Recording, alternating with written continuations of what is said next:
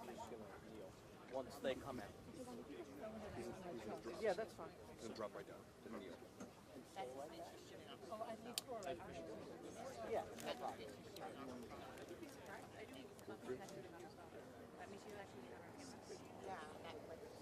Thank you. No problem.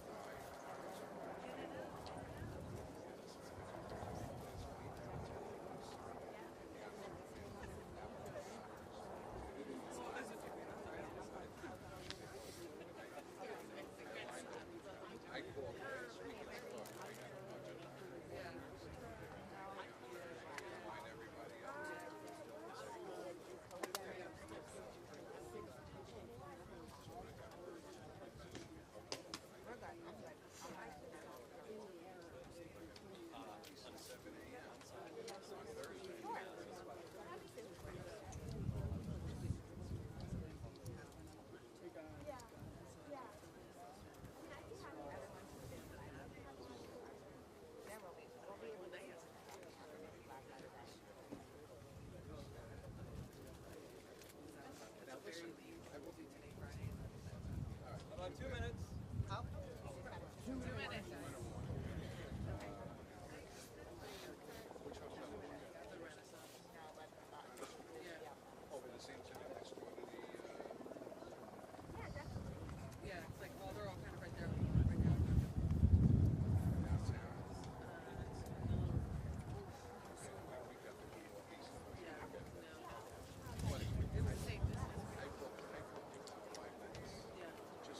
I do that. Yeah. I am just staying competitive. Yeah.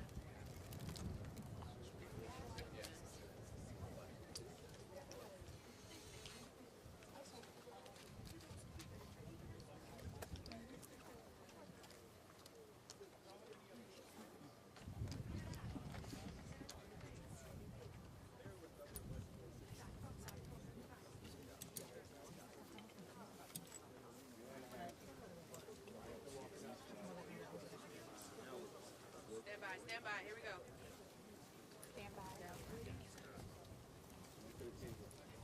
Heads up.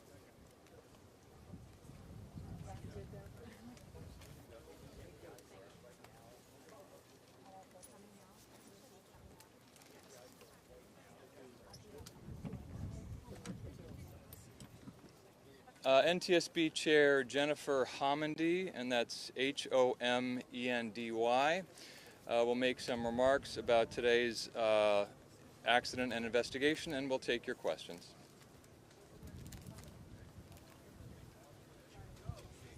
Thank you for joining us.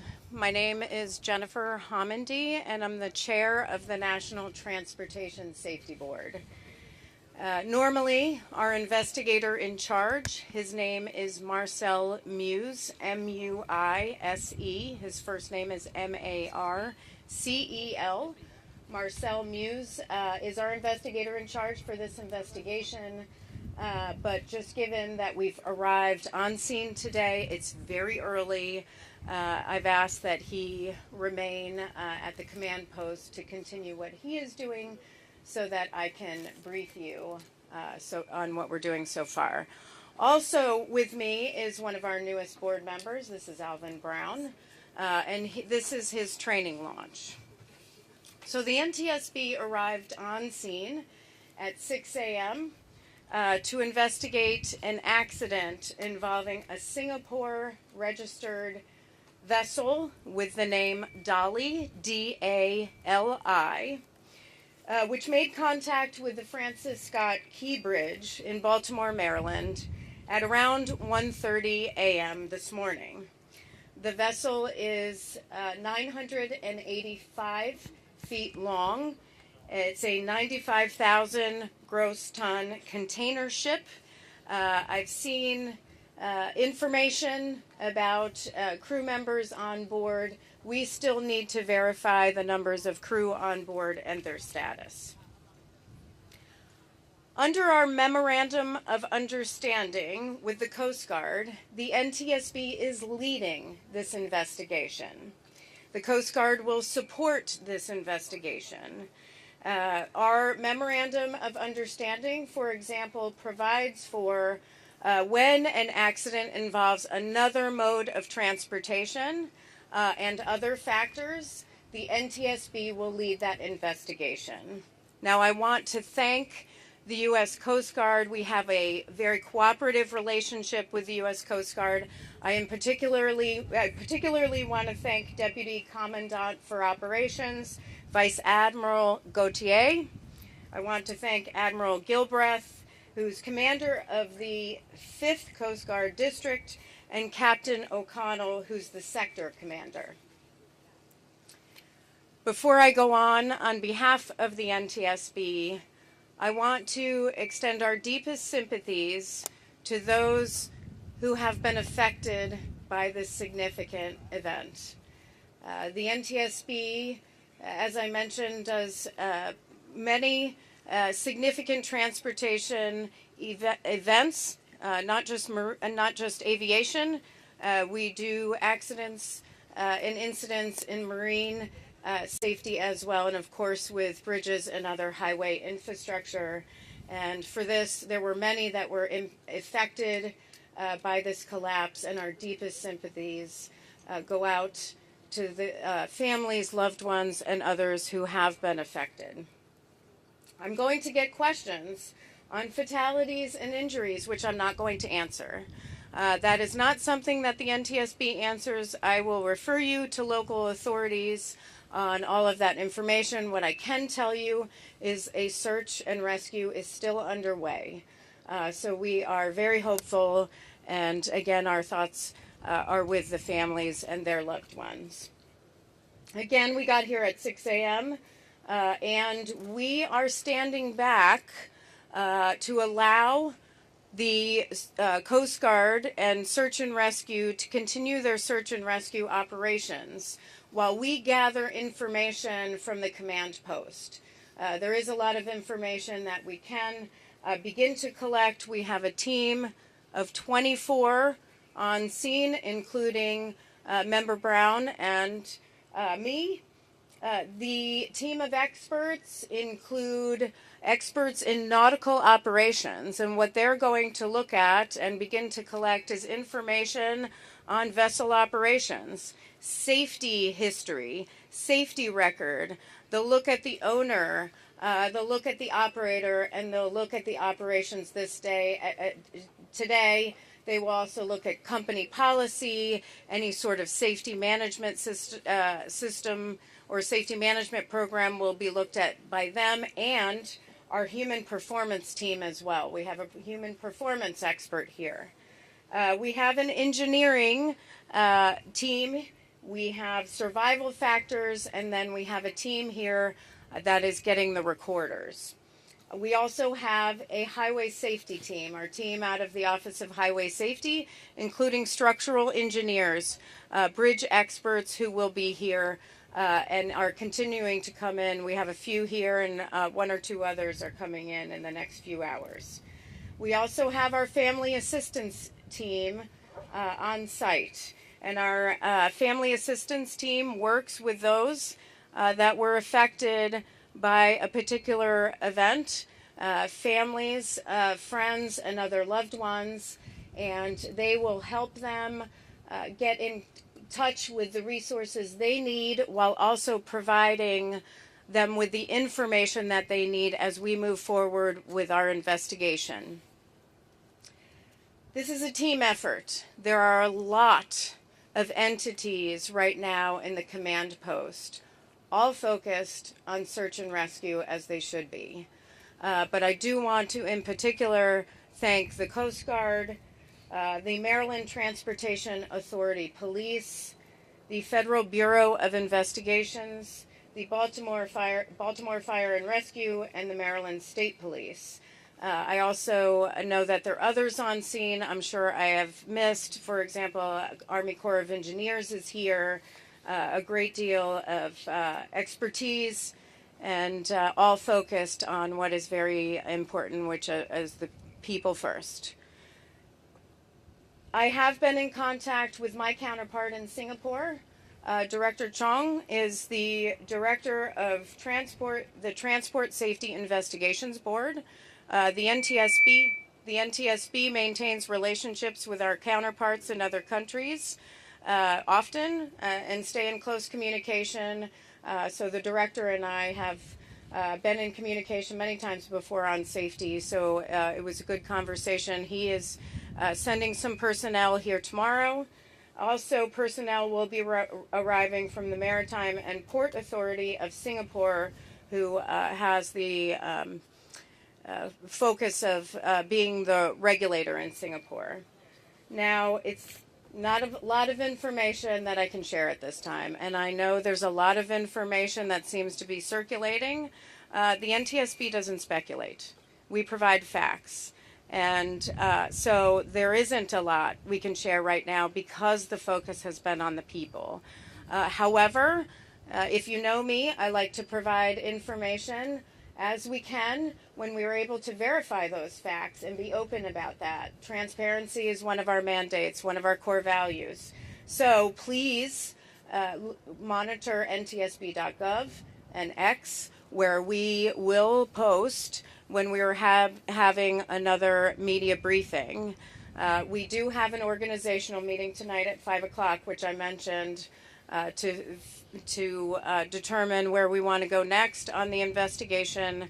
But there's a lot of information we need to gather between now and then in the days and weeks that follow. So with that, I am going to take questions. I will call on you. Please state your name and your affiliation. We'll start with Tom and then go over here. Thank you, Chair Helmundy. Tom Costello with NBC News. You spoke of one of the teams within this NTSB structure looking for specifically the recorders on board the ship. Can you speak to what type of recorders may be on board the ship, and what do you hope that what information might they provide? Yeah, at this time, I will have more information about the recorders tomorrow. We chose not to board the vessel today to allow some time for the search and recovery, which we did not want to interfere with. That is the first and foremost. We do have some information, but we need to verify that information first before I provide that information, before I verify it. So we'll have that information tomorrow, or maybe later tonight if you want to check with me. Yes. Sabina with ABC News. How long will the search go on for today? The search is, it's a question on how long the search will go on today. The NTSB is not in charge of the search and rescue operation. That is the U.S. Coast Guard, so I would refer you to the Coast Guard for that information. Yep. Hi there, Nicole Skang at CBS News. Were the tugs pulled loose before the ship lost control? Can you give us a rough timeline of when they were pulled loose? And also curious just what you can tell us about the timeline, how much time lapsed between the pilot notifying authorities and the actual crash. Yeah, there's a question on the tugs and the timeline. Again, I know this is all information you're looking for. The information we get, which often happens in a large event where there are a lot of entities, is there is conflicting information. The NTSB focuses on the facts, so we will figure that out and be able to provide that information in the coming days. Today is far too early for that. Anything on the timeline? Nothing on the timeline so far. How critical will a voyage data reporter be to investigating? How critical will a voyage data recorder be to investigating this? It will be critical. It's a critical piece of our investigation, which is why we have a recorder's team here. Have you been able to investigate or figure out why this ship did not immediately drop anchor when the power went out and they were on course to fly? Again, that will be, the question is on dropping anchor and whether they did or did not, and the timing on that. Again, that'll be part of our investigation and part of our timeline. I can provide you more information on that in the coming days, but not today. Rena, about what ANI, just wanted to check, do you have any information on the crew that was on board, their nationality? Were there 22 Indians on board? Apparently there's a report that says there were 22 Indians who were on board. The question is who was on board the vessel and nationalities. I've heard conflicting information on that as well. We will have to get back to you on that. Yes. Do you have any reason to believe there were major deficiencies with the vessel before it set sail? What are you learning from previous inspections? The question is, were there any deficiencies on the vessel before it sailed, and will we be looking at any safety information? That is part of our investigation, where we look at in depth at safety information, anything that may have occurred prior to this, any sort of safety history with respect to the vessel, any sort of maintenance that was done to a vessel or the vessel or component on the ship. We will look at all of that, but it's much too early for all of that. About the government assets that you're talking about, the private sector folks that you're working with, or the professional affairs, or the folks from the insurance companies that you're in contact with now, who are on the scene today? The question is, who are we working with from the private sector folks? I mean, certainly we're working with the owner operators, which are two different entities for this vessel. We will be working with the pilot association, and we will have a number of federal, state, and local partners as party to the investigation. We are going to designate those tonight at the organizational briefing, and I'll have more information on that tomorrow. Right.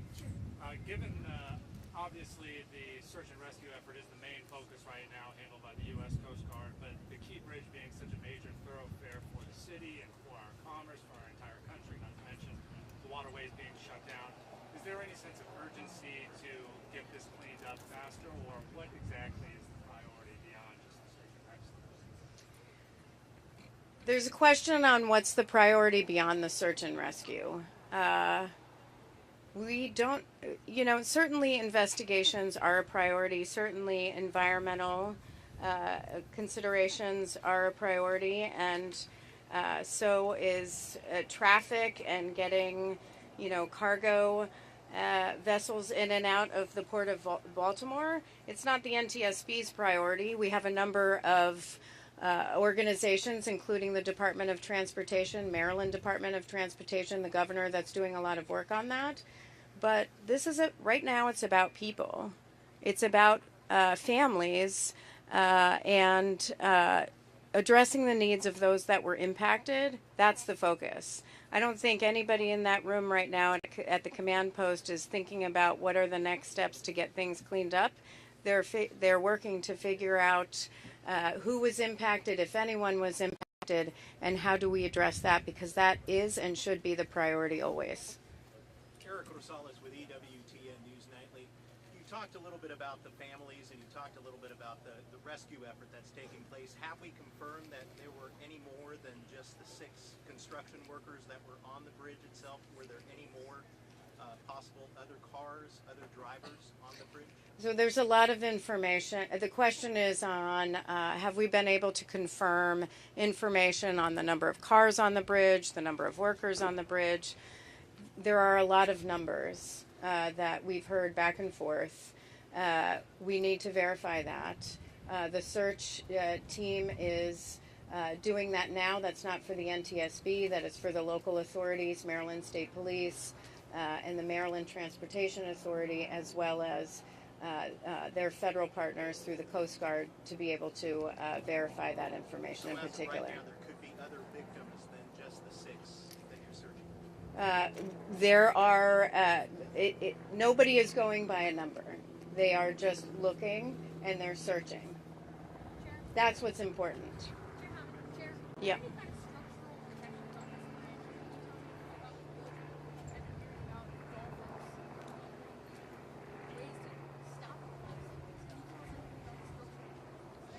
Yeah, the structure of the bridge, there's some questions about the structure of the bridge, protective structure around the bridge or around the piers to make sure there isn't a collapse. We are aware of what a structure should have. Part of our investigation will be how was this bridge constructed? It will look at the structure itself. Should there be any sort of safety improvements? All that will be part of our investigation. We go very broad in our investigation.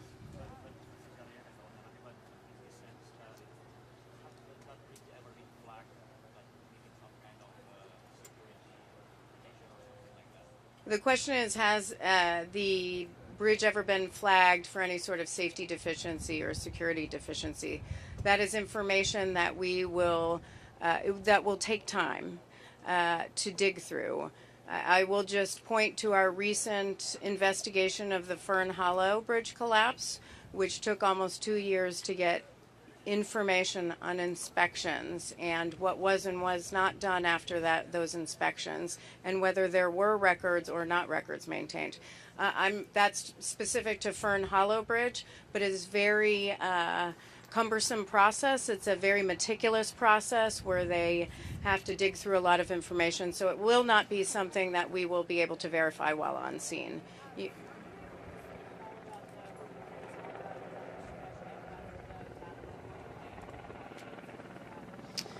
The question is on the reported power failure. We've heard the reports. We've been made aware of those same reports about there being a power outage. I've also seen statements, media releases from Singapore as well. It's something that we take in, but something that we have to verify through our investigation that was what was part of the contributing cause here. So too early to tell. Yep.